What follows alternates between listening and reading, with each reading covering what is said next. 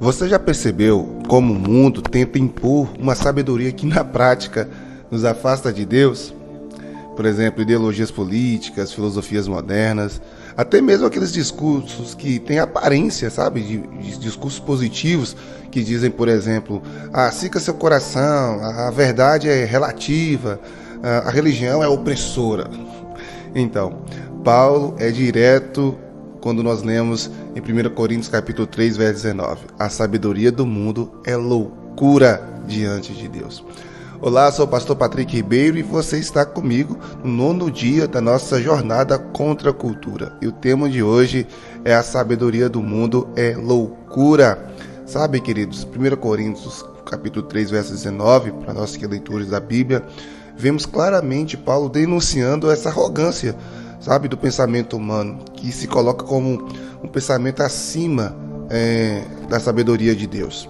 Obviamente, para nós que cremos em Deus e temos Ele como Senhor da nossa vida e como o ser mais sábio, né, de toda a existência, quando o homem se coloca nessa posição de saber mais do que Deus, simplesmente ele está revelando a arrogância de um coração de um homem caído, um homem que se distanciou de Deus por causa do pecado. Inclusive, Santo Agostinho dizia que a verdadeira sabedoria não está no homem, mas em submeter-se, né, ao Criador. Salomão vai dizer que o temor do Senhor é o princípio de toda sabedoria.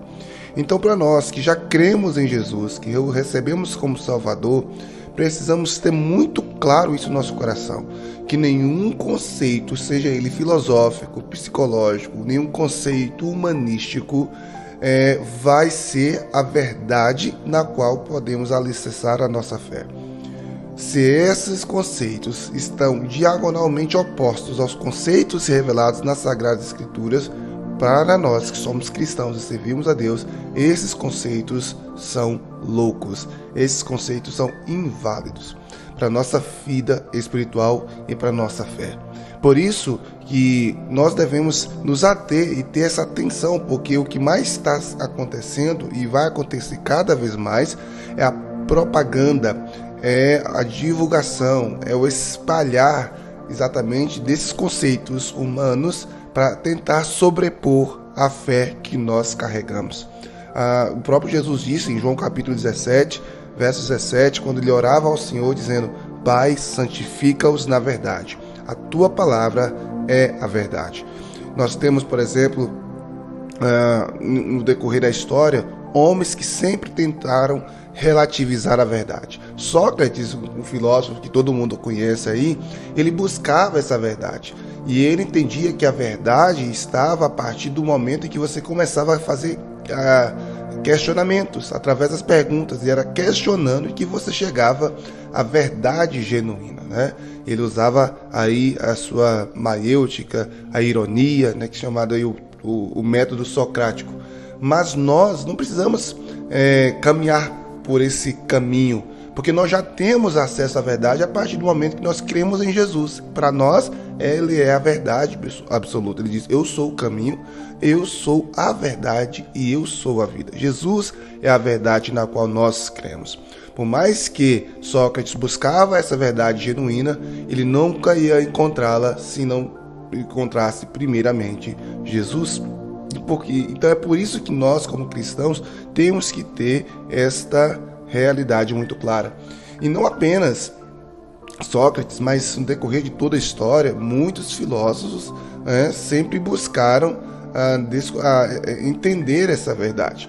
E, por exemplo, chegamos aí a Karl Marx, quando ele afirma categoricamente, dizendo que a religião é o ópio do povo.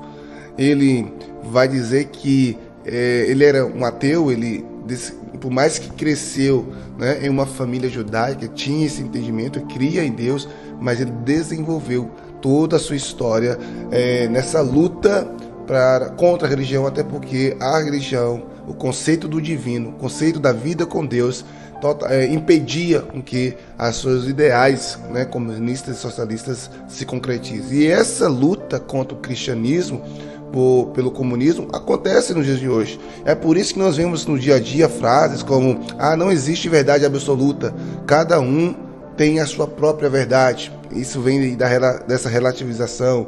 O homem é produto do meio, logo a moral é relativa, dizendo que nós nos tornamos quem somos por causa do meio em que nós vivemos. Mas não é isso que nós vemos na palavra de Deus. Deus nos criou a sua imagem conforme a sua semelhança. Deus nos criou homens santos e puros. Nós somos pecadores porque o pecado corrompeu o homem, né, em sua essência. E esse homem se torna a imagem de Deus. Ele resgata isso por meio do sacrifício de Jesus na cruz. Outro, por exemplo, uma fala muito comum: o coração é a bússola, siga seus sentimentos, né? É ouvir a voz do coração. Só que Salomão diz que o coração do homem é corrupto e ele sempre vai querer o mal. Outra frase bem comum: o bem-estar coletivo está acima da liberdade individual. Lembrando muito aí a filosofia utilitarista, né?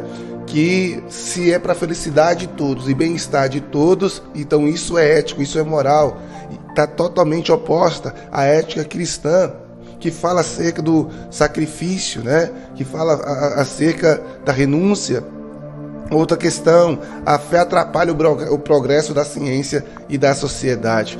A própria Bíblia diz que a ciência se multiplicaria, está lá no livro do profeta Daniel, e nós vamos ver que a ciência, quanto mais ela se desenvolve, mais ela prova que a Bíblia estava certa. São inúmeros achados, inúmeras comprovações científicas já estabelecidas que mostram que a Bíblia é escrita por homens há muitos anos atrás, que não tinha conhecimento empírico científico nenhum, mas que tinha revelação de Deus, né? Então, quando nós vemos, por exemplo, o profeta Isaías dizendo que o Senhor está sentado sobre o globo da terra, isso é uma evidência de que 700 anos antes de Jesus nascer e quase 2.000 anos antes de Galileu descobrir que a Terra, argumentar que a Terra era redonda, o profeta Isaías já estava dizendo que o Senhor estava sentado sobre o globo da Terra. Paulo vai falar do mundo visível e invisível, coisas que somente nos últimos séculos que foi descobrir o mundo atômico.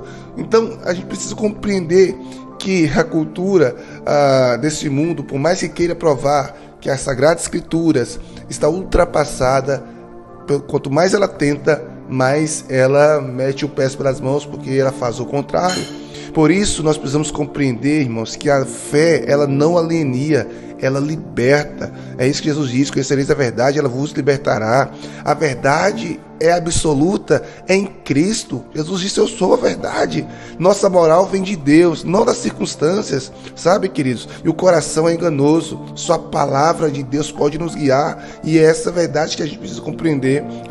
A verdade, ela liberta, e a fé e a ciência não se opõem, elas ambas revelam a ordem do Criador. Inclusive, um dado interessante, porque quando Moisés escreve o livro de Gênesis, um dos primeiros livros da Bíblia a ser escrito há cerca de 4.000 anos atrás, né, nós vamos observar que Moisés descreve a ordem da criação, e a ciência, ela vai comprovar que a ordem que as coisas foram criadas no universo segue o mesmo padrão que Moisés disse. Então a ciência, ela só nos faz o favor. Por isso, queridos, quando alguém tentar te convencer que ser cristão é ultrapassado, servir a Jesus é utopia, lembre-se bem dessa lição de hoje.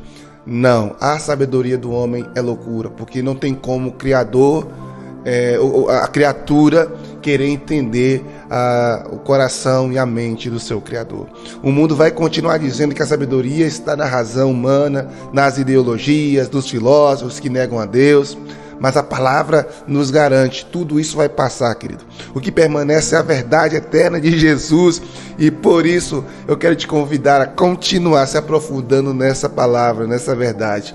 E amanhã nós vamos voltar aqui para poder falar sobre como nos enraizar nessa palavra, para resistir qualquer vento de doutrina que tentar tirar a gente desse foco. Amém? Quero orar por você, Pai. No nome de Jesus Cristo, eu louvo ao Senhor por sua bondade e a sua misericórdia, e eu peço em nome de Jesus que o Senhor nos revele cada vez mais a sua bondade, o seu favor. Estamos diante de uma jornada desafiadora, mas eu creio, Pai amado, que o sistema deste mundo não vai conseguir nos corromper. Somos Deus, Senhor, em nossa vida te pertence. E eu peço no nome de Jesus Cristo que o Senhor nos direciona e que o Senhor nos dê sabedoria para poder viver a tua palavra em nome de Jesus. Amém? Queridos, o nosso jejum de hoje vai se consistir em você não tomar café e nem tomar refrigerante. O cafezinho de hoje e o refrigerante você vai deixar a partir de amanhã, porque é o nosso jejum. Nós vamos substituir o tempo do cafezinho por tempo de reflexão, de autoconsciência. Pastor, o que é isso? Sentiu vontade de tomar café, ou viu a refrigerante, deu vontade de tomar ela, vai ser o gatilho que vai te lembrar de uma oração interna, de falar para si mesmo, eu creio na palavra do Senhor, de ler um versículo bíblico, de ouvir um áudio como esse, de se conectar com o Senhor, ok? De fortalecer a sua fé e a sua cultura espiritual. Deus te abençoe, até amanhã, onde nós estaremos lendo Colossenses 2, verso 6, tá bom? Um abraço, tchau!